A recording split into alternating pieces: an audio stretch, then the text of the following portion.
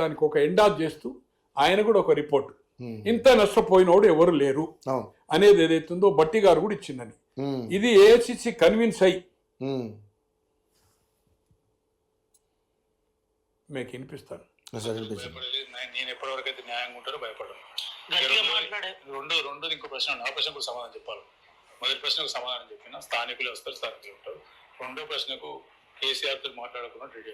కేసీఆర్ తో మాట్లాడుకుని పోతాము. నాకు వీళ్ళ పర్మిషన్లు అవసరం లేదు, వీళ్ళు ఎవరు పర్మిషన్ ఇచ్చే అవసరం లేదు, వీళ్ళు ఎవరు నా గురించి చెప్పడం అవసరం లేదు. పోదాల్చుకుంటే 2014 పోతుంది, ఇయ్యాల కూడా 2014 పోతే ఇలా కంటిన్యూ ఎమ్మెల్యే ఉంది, మంత్రి కూడా ఇది కావచ్చు.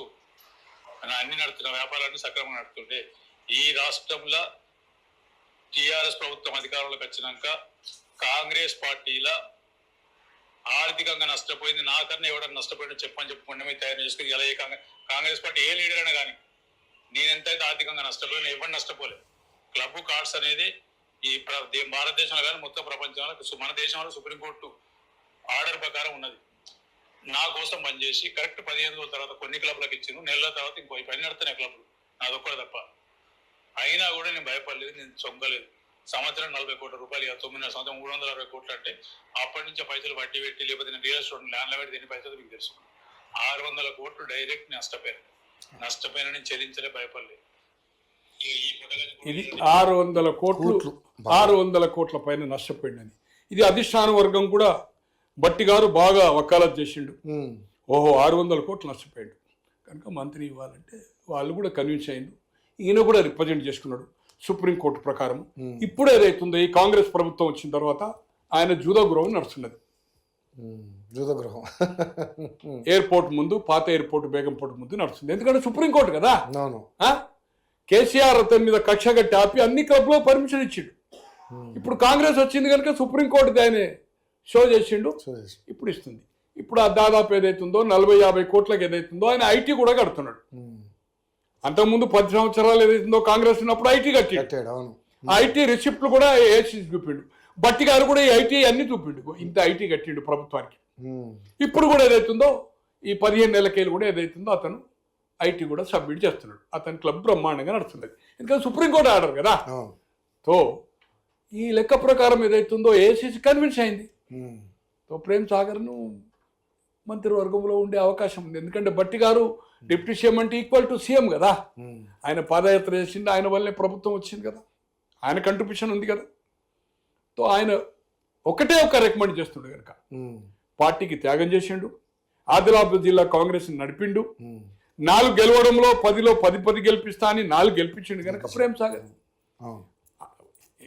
అధిష్టాన వర్గము లాయలిస్ట్ కాంగ్రెస్ వెనుక బట్టి సే తోటి ఏదైతుందో ఇలా ప్రేమ్ సాగర్ గారికి వచ్చే అవకాశం ఏదైతుందో 50-50. ఈయనకు 50-50. వివేక్ వస్తే ప్రేమ్ సాగర్ రాదు, ప్రేమ్ సాగర్ వస్తే ఈయన రాదు. సపోజ్ వివేకే మంత్రి వచ్చిండు అనుకోండి, చీఫ్ విప్ కోసం కన్విన్స్ చేయొచ్చు. అది క్యాబినెట్ ర్యాంక్. ప్రోటోకాల్ అంతా చీఫ్ విప్ కాదు. చెన్నారెడ్డి గారు కాలం నుంచి అజీజ్ గారు ఉండే 78 నుంచే అది పార్లమెంట్లో లేదనుకోండి. విప్పులు కానీ ఇక్కడ ఇచ్చారు ఏదైతుందో విప్పులు కూడా ఇచ్చారనుకోండి. బట్ మోర్ అది state minister rank, cabinet rank chief whip అవుతుంది. అట్లా జరగచ్చు. ఉన్న పరిస్థితులు ఏదైతుందో సుదర్శన్ రెడ్డి గారికి నిజామాబాద్ రిప్రజెంట్ చేయాలనేది. అయినా కూడా ఈరోజు హైదరాబాద్ మల్లిరెడ్డి రంగారెడ్డి ఒకటే గెలిచాడు. రంగారెడ్డి ఇది ఉమ్మడి హైదరాబాద్, ఉమ్మడి రంగారెడ్డి, ఓన్లీ తాండూరు గెలిచింది. అయినా 2 జిల్లాల్లో వేకెన్సీ ఉంటున్నాయి. రెడ్డిలు ఆల్రెడీ ఏదైతుందో 26-28 మంది ఉన్నారు కాంగ్రెస్ పక్షాన. 65లో ఆల్రెడీ 4 ఉన్నారు. 2 కంటే ఎక్కువ ఛాన్స్ కనబడతలేదు కనుక రేపు రంగారెడ్డి జిల్లా కానీ, ఉమ్మడి రంగారెడ్డి కానీ, ఉమ్మడి హైదరాబాద్ ఇప్పుడున్న దాంట్లో బ్లాంక్ ఉండే అవకాశం ఉంది. రేపు చెప్పలేము. మంత్రివర్గము చేర్పులు కూర్పుల్లో మళ్ళా 6 నెలలకు స్థానిక సంస్థల ఎన్నికలు అయిన తర్వాత పూర్తి మంత్రివర్గం చేసినప్పుడు ఏదైతుందో జరగవచ్చు. ఏది ఏమైనా ఇట్ ఈజ్ అండర్ కన్ఫ్యూజన్ ఉంది బాగా. కన్ఫ్యూజన్ అంటే ఏదైతుందో మాదిగకి ఇవ్వాలనుకున్నప్పుడు 5-6 ఉన్నారు. నల్గొండలో వీరేశం ఉన్నాడు, లక్ష్మణ్ కుమార్ ఉన్నాడు, లక్ష్మీకాంతరావు జుక్కల్ ఉన్నాడు, తర్వాత మన సామ్యాల్ ఉన్నాడు. మందులు